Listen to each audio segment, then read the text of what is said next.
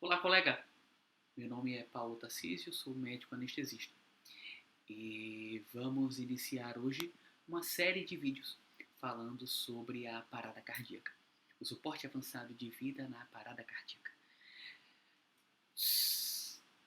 A grande referência que temos hoje em dia sobre o cuidado na parada cardíaca é a American Heart, através do curso ACLS.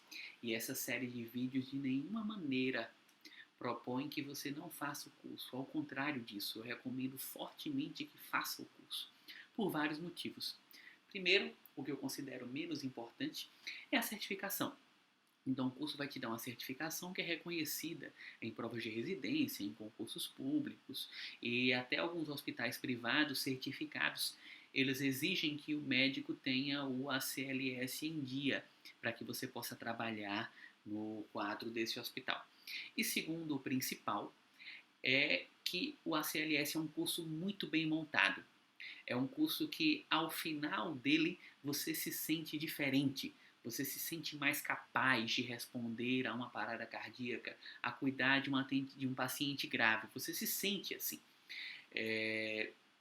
Então, faça um curso com uma boa equipe, um bom grupo de ACLS que um outro amigo seu já tenha feito e lhe recomende. A ideia desses vídeos, então, é te passar ideias chaves, conceitos chaves, que vão te ajudar a compreender melhor o seu manual do aluno, que é o livro entregue quando você se inscreve no curso, e as próprias estações do ACLS. Hoje vamos focar na parada cardíaca. A parada cardíaca é a pior coisa que pode acontecer com o seu paciente.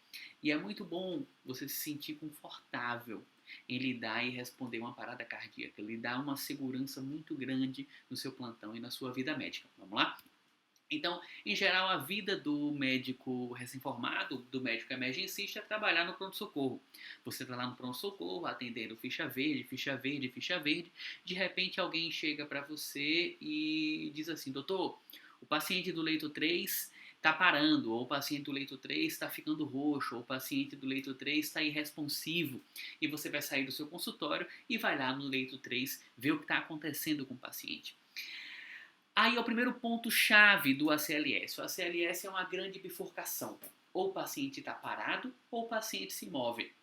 Quando o paciente se move, a gente faz o move. Todo paciente que não está parado, eu faço o move. Monitorização, oximetria, veia e, dependendo do contexto, açúcar. Então fica o MOVA, monitorização, oximetria, veia e açúcar, para que você descubra o que está acontecendo, para que você faça o diagnóstico sindrômico desse doente, ver o que ele tem, se ele está estável, se ele está instável, etc. Não vou falar do paciente que se move. Então eu cheguei no meu leito 3 e o paciente não se move, o paciente está parado. Como é que eu sei que o paciente está parado? Eu chego no leito 3 e chamo ele. Seu João, seu João, seu João não responde. Eu peço para fulano pegar o carrinho de parada. Peça nominalmente, fulano, pega o carrinho de parada. Checo o pulso e a respiração ao mesmo tempo. Então vejo se o paciente tem um pulso carotídeo e vejo se está respirando. Cuidado aqui nesse ponto. Em geral, a gente sai da faculdade e eu me coloco nesse grupo sem nunca ter visto um gasping. O que é um gasping? Gasping é uma respiração agônica. É como se o paciente estivesse respirando feito peixe. E é uma respiração completamente ineficaz do paciente que está em parada cardíaca. Por que ela acontece? Porque o tronco ainda continua em atividade, apesar de não estar sendo perfundido.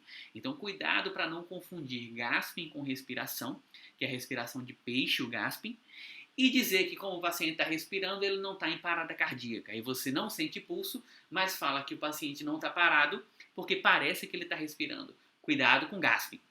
Então eu pedi para fulano o carrinho de parada, porque o paciente estava irresponsivo.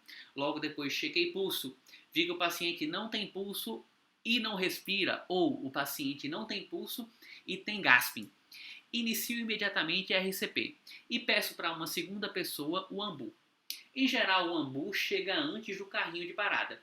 Aí aqui nesse momento a gente vai fazer 30 compressões para 2 ventilações. 30 compressões para 2 ventilações. No outro vídeo eu vou falar sobre a compressão de alta qualidade. Assim que o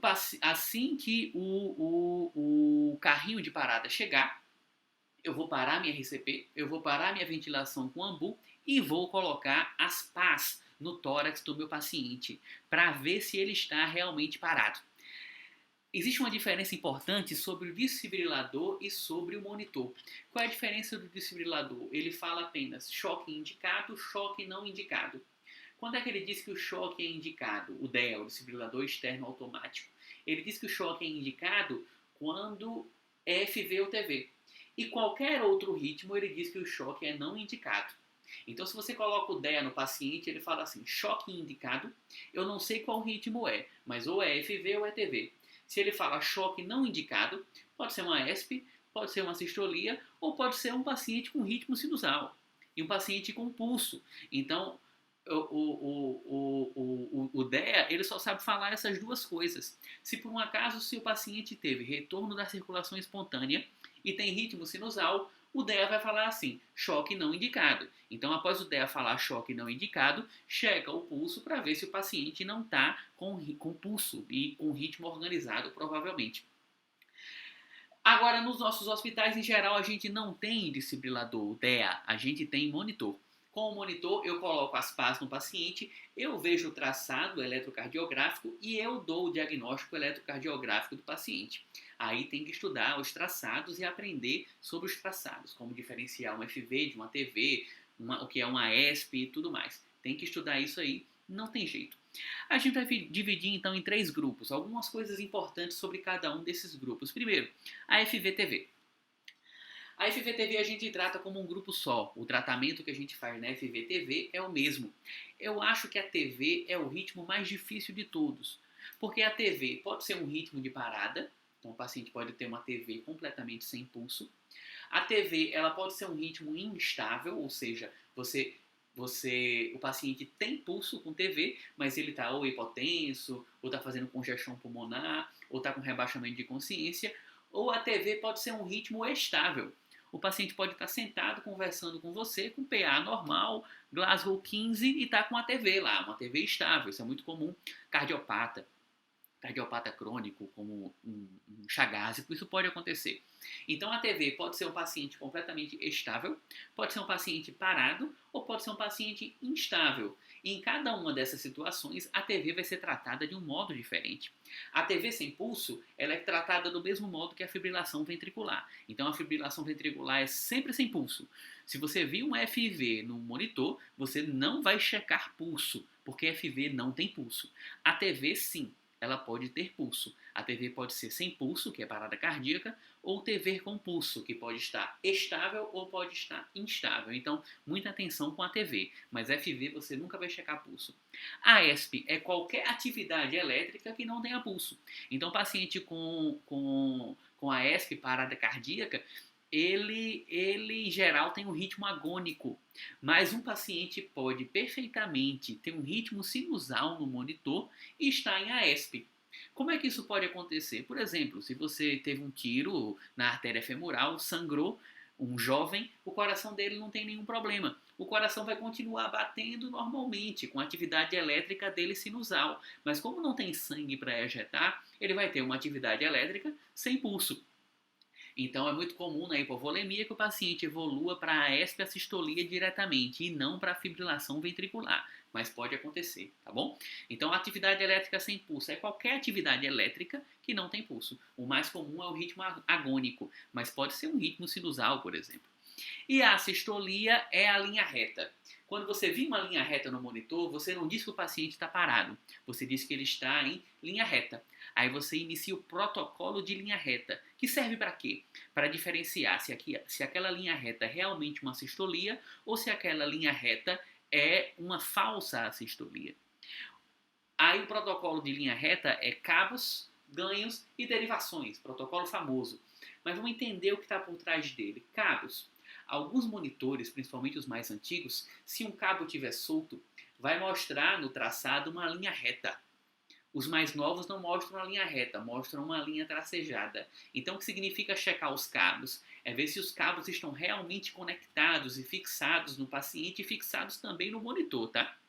Cabos é isso. Ganho. Existe um tipo de FV que é a chamada FV fina, que você no ganho normal não vê, mas quando você aumenta o ganho para 4 ou 8 vezes, você vê que se trata de uma FV.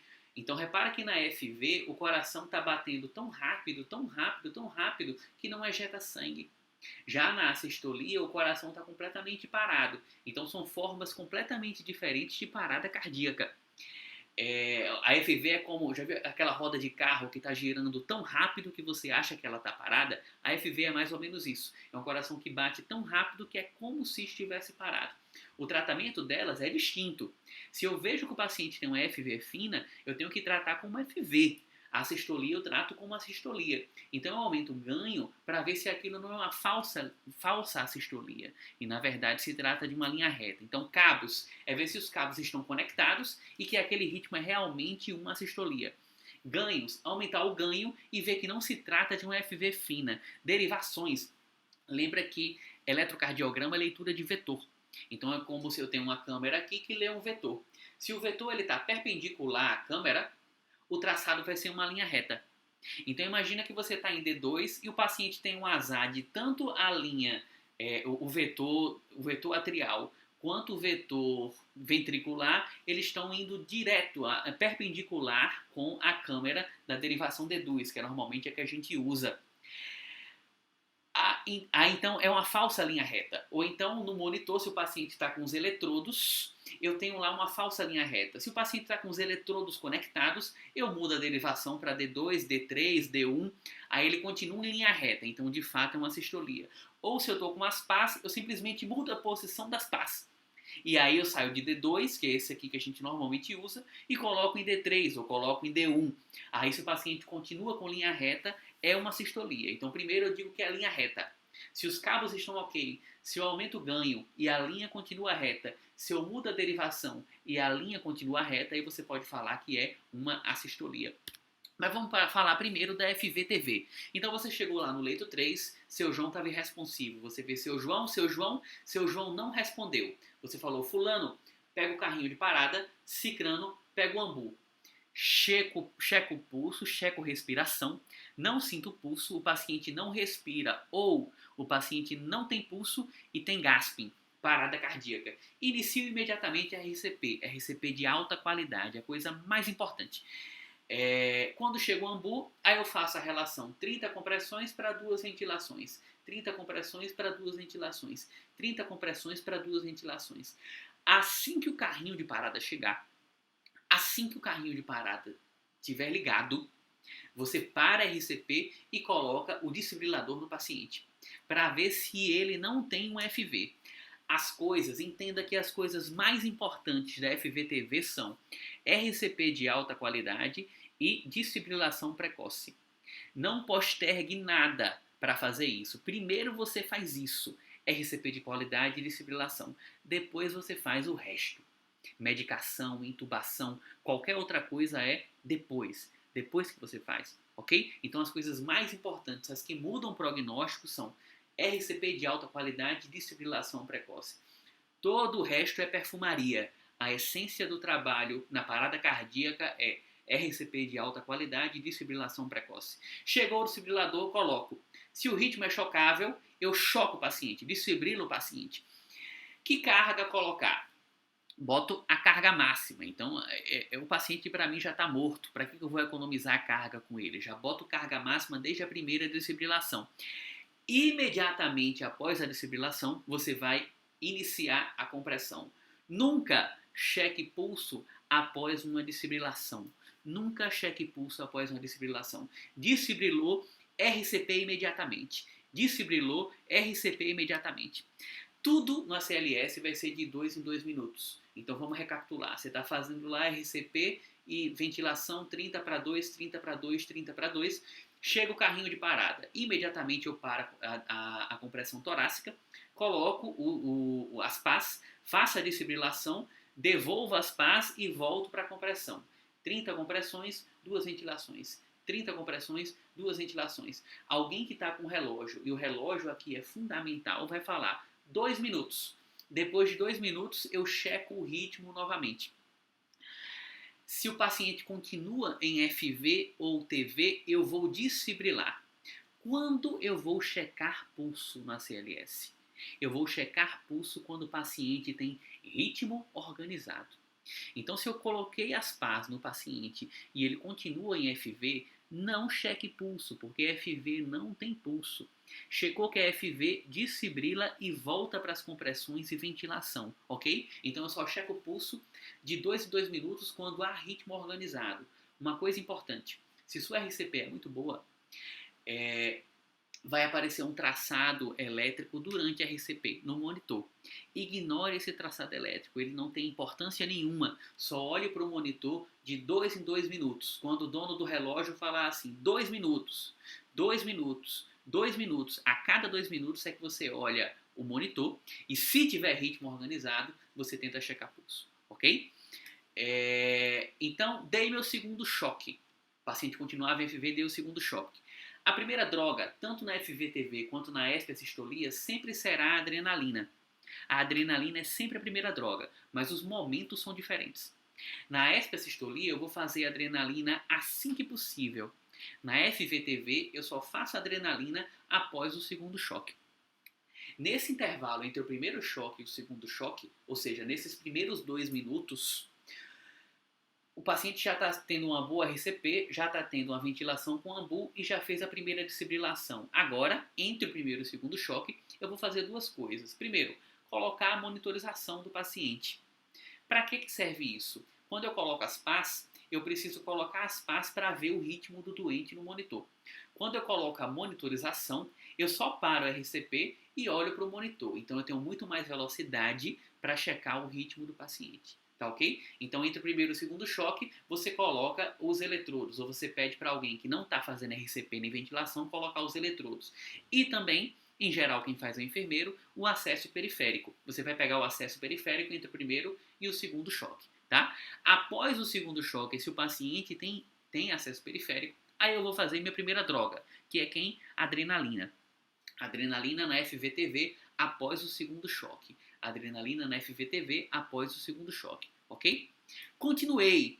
Aí continuo por 2 minutos entre o segundo e o terceiro choque. Continuo RCP de alta qualidade, ventilação com pressão positiva. Já fiz minha adrenalina no segundo choque. Qual é a droga que eu faço após o terceiro choque? Amiodarona 300mg. A única situação que você faz 300mg de amiodarona é após o terceiro choque na FVTV. E a única situação que você faz amiodarona em bolos é na FVTV. Se o paciente tem uma TV estável, você vai tratar com amiodarona, mas não é amiodarona em bolos, tá? É de outra maneira. A amiodarona é uma droga perigosa em bolos, fora do contexto de parada cardíaca. Então, o único momento que eu faço amiodarona 300 é na FVTV, após o terceiro choque. E faço em bolos e continuo a minha RCP. Aqui, depois que o paciente está com RCP de alta qualidade, depois que ele está com um AMBU sendo ventilado, depois que ele já está com acesso periférico, eu já fiz 2 drogas, é aqui que eu vou pensar em cogitar a possibilidade de talvez intubar o paciente. Então repara que intubação não é prioridade na parada cardíaca. Essa mania do paciente parar, alguém já pegar um laringoscópio e um tubo, é um péssimo vício que a gente tem. Intubação é depois, principalmente se você não tem experiência na intubação, tá? Mas mesmo que tenha experiência, você só pensa em intubação depois que o paciente está com RCP boa, depois que o paciente está sendo ventilado, depois com AMBU, depois que o paciente está sendo desfibrilado, depois que as medicações estão sendo feitas. Aí eu penso em talvez cogitar a possibilidade de fazer uma intubação orotraqueal. Decidiu fazer a intubação orotraqueal. Posiciona bem o paciente na safe position, pega uns soros e bota para fazer o posicionamento do paciente, porque vai facilitar a sua vida. Mesmo no chão, eu posiciono o paciente, porque facilita a intubação. Eu consigo intubar de primeira quando eu posiciono o paciente adequadamente. Quando eu faço a laringoscopia, a RCP continua. Aí eu falo para quem está fazendo RCP, só pare a RCP quando eu pedir. Faço a laringoscopia, vi a corda vocal, pego o tubo e digo pare. Só para a RCP o tempo de passar o tubo. Assim que eu passo o tubo, seguro o tubo e digo, pode voltar a RCP. Aí eu pego, encho o CAF, coloco o esteto no meu ouvido, tudo isso segurando o tubo, conecto o AMBU, aí paro de novo. Aí vou checar se o tubo está lá. Então eu paro por 5 segundos para intubar e por 5 segundos para checar se o paciente está realmente intubado. Estômago, base, base, ápice, ápice. Chequei, fixei. Agora com o paciente entubado, eu faço 100 compressões para 100 compressões independentes. A compressão ela se torna independente da ventilação. Antes, quando eu ventilava com pressão positiva, era 30 compressões, eu parava e o paciente era ventilado 2 vezes. Agora, com o paciente entubado, as coisas ficam assincrônicas. Então, fica 100 compressões direto, sem parar, e uma ventilação a cada 6 segundos. Isso de ficar ventilando o paciente, ambusando indefinidamente, só faz aumentar a pressão intratorácica e reduzir o retorno venoso. Uma ventilação a cada 6 segundos com FO2 a 100% é mais do que suficiente, tá? Então eu penso em intubação após o terceiro choque, ou posso pensar depois, mas o que é importante saber, intubação não é prioridade. Depois da RCP, depois do DEA, depois da ventilação com ambu, depois das medicações. Então é a quinta pessoa que eu penso é a intubação. Após o quarto choque, eu faço adrenalina. Aí lá no manual do aluno, você vai ver que a adrenalina deve ser feita a cada 3 a 5 minutos. Vamos colocar 4 minutos, porque se cada ciclo é de 2 minutos, eu faço adrenalina ciclo sim, ciclo não, ciclo sim, ciclo não, ciclo sim, ciclo não. Assim indefinidamente. Então, em vez de ficar se preocupando com o tempo, no ciclo passado eu fiz a mildarona. Nesse ciclo agora eu faço adrenalina. Faço adrenalina, mais uma vez uma ampola 1 miligrama. Aqui no quarto choque eu começo a pensar nos HSTs. E aí eu vou fazer um outro vídeo falando sobre os HSTs, como diagnosticar e como tratar, que é algo que não basta diagnosticar os HSTs como causa da parada cardíaca. Você tem que tratar eles. Que são quem? Acidose, hiperhipocalemia, que contam como um só, acidose, hiperhipocalemia, hipovolemia, hipóxia e hipotermia, que não é mais tão comum não é tão comum no nosso meio, né? Hipotermia. A não sei que seja um afogamento, mas é mais comum que seja por hipóxia do que por hipotermia. Então, acidose, hiperhipocalemia, hipóxia, hipovolemia e hipotermia, ok? E nos T's é IAM, que é trombose cardíaca, tamponamento cardíaco. Trombose pulmonar, que é TEP, tamponamento pulmonar, que é pneumotórax, e toxinas, trombose cardíaca, tamponamento cardíaco. Trombose cardíaca e IAM, né? Trombose cardíaca e IAM, tamponamento cardíaco. Trombose pulmonar, que é TEP, tamponamento pulmonar. E toxinas, intoxicação exógena, né? Se a causa é uma dessas, durante a RCP, durante a ventilação, durante o tratamento normal de amiodarona e adrenalina, eu vou tratar também essa causa reversível, que a gente vai fazer um outro vídeo falando sobre como tratar e diagnosticar as causas reversíveis. Depois que o paciente retorna, tem o retorno da circulação espontânea, aí eu vou para os cuidados pós-parada. E faremos também um vídeo falando sobre os cuidados pós-parada. Mas na prática a gente vai fazer o A, B, C, D, E, normalmente. O AB, ver se o paciente está entubado, se a via aérea está pérvia, como está a ventilação do paciente. O C, como está a perfusão, se ele precisa de um suporte na perfusão. O D, veja o estado de consciência do paciente. Se a parada é assistida, o paciente pode voltar com Glasgow 15. Isso pode acontecer. Se você viu o paciente parar e atendeu ele imediatamente, ele pode voltar com Glasgow 15, tá? Se o paciente está com acesso periférico, se alguma coisa externa no E, e o F de frio, que é a hipotermia terapêutica, que faremos um vídeo só sobre hipotermia terapêutica, porque a gente ainda não colocou isso na nossa cultura médica aqui no país. Então faremos um outro vídeo depois falando sobre pós-parada. Agora vamos falar de AESP e assistolia. A AESP, como falamos, é qualquer atividade elétrica sem pulso. Então o paciente pode ter um ritmo sinusal e não ter pulso. Qualquer atividade elétrica sem pulso é uma AESP. E depois vem a assistolia. Quando eu vejo uma linha reta no monitor, eu não digo que o paciente está em assistolia, eu digo que ele tem uma linha reta. Aí vou ter que fazer o diagnóstico diferencial. Se é de fato uma assistolia ou se é uma linha reta por um outro problema de monitorização técnico. Aí eu faço cabos, vejo se os cabos estão ok, aumento o ganho, vejo se não se trata de uma FV fina e mudo a derivação. E se o paciente continuar em linha reta, aí ele está mesmo com assistolia. E no início, eu cheguei lá em Seu João. Chamei Seu João não respondeu. Fulano pega o carrinho de parada, Cicrano pega o ambu. O começo é sempre igual, até porque aqui você não sabe que ele tem uma extra-assistolia ou um FVTV. inicia a compressão. Quando chega o AMBU, ficam 30 compressões de qualidade para 2 ventilações. E quando chega o carrinho de parada, eu vou monitorizar o paciente e vou ver que ele tem uma AESP e assistolia. A AESP e assistolia eu não faço desfibrilação. Devolvo as PAs para quem trouxe o carrinho de parada, volto para a RCP. E qual é a diferença da AESP e assistolia para a FVTV? Lá na FVTV eu fazia adrenalina após o segundo choque, lembra disso? Aqui na ESP, a sistolia, eu vou fazer adrenalina assim que possível. Então, assim que o paciente tiver acesso periférico, eu vou fazer adrenalina mesmo. Logo, fazer adrenalina logo. E a adrenalina aqui é a única droga. Como a adrenalina é de 3 a 5 minutos, aqui eu também coloco de 4 em 4 minutos, para que não corra o risco da gente esquecer. Então, fiz a adrenalina, contei 2 minutos, não faço nada. Aí, conto 2 minutos depois, eu faço uma adrenalina. 2 minutos, não faço nada. 2 minutos, faço uma adrenalina. Então, vai fazendo ciclo sim, ciclo não. Ciclo sim, ciclo não. A cada stop, para verificar o ritmo e verificar se tem pulso, eu posso ou não fazer adrenalina, tá? Associa a parada para verificar o monitor com o momento de fazer as medicações, senão você se perde. E a intubação também aqui é assim que possível. Lá na FVTV a gente falou sobre os HSTs, mas principalmente os Hs é muito mais provável que eles evoluam para a ESP e a sistolia. Como uma das causas de H é hipóxia, na hora que eu intubo o paciente, eu já estou tratando a hipóxia.